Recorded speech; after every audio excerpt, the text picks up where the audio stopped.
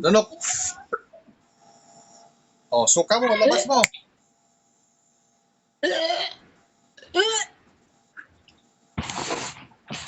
Labas mo yan.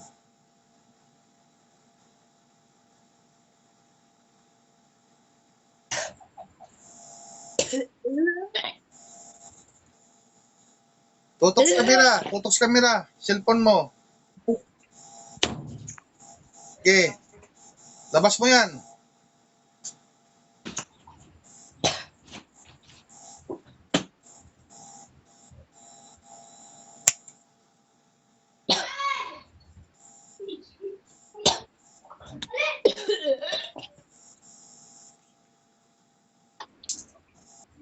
Ngayon, anong pagkaiba kanina sa iyong katawan at ngayon?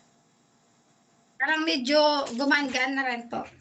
Kanina, medyo ito po. Saka yung tuhod pa parang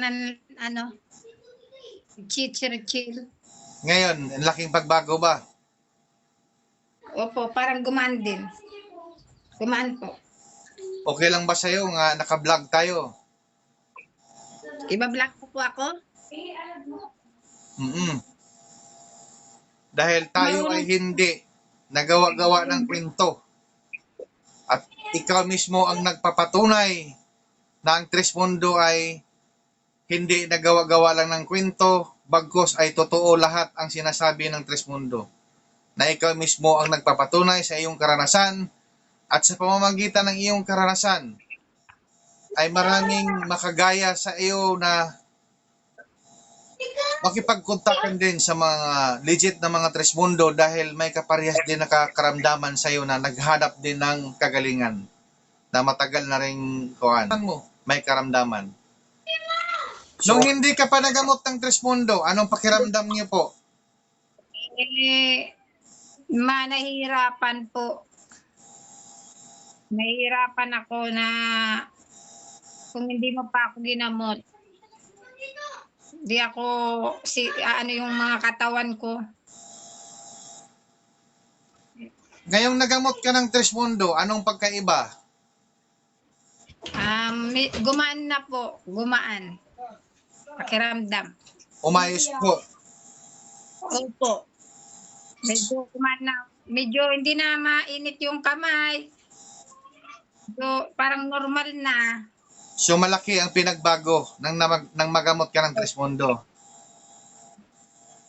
So ayan mga ka-vlog ko, mayroon naman po tayong natulungan na isang may karamdaman na umabot ng 5 years. 5 years po. 5 years na pagtitiis sa kanyang karamdaman na marami nang pinupuntahan pero ganun pa rin walang nangyayari sa kanyang karamdaman. Gaya nga ng sabi ko, ate, saan mo ba ako nakikita? Bakit nagpagamot ko sa Trismundo? Ano mo po sa vlog. Gabi-gabi. Ha? Ulitin mo, te.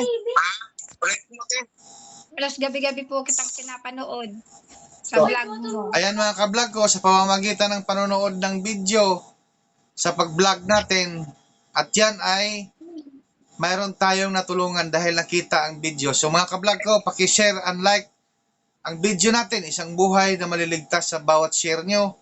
Hanggang dito na lang ako mga ka-vlog ko. See you next vlog mga ka-vlog ko. I love you so much.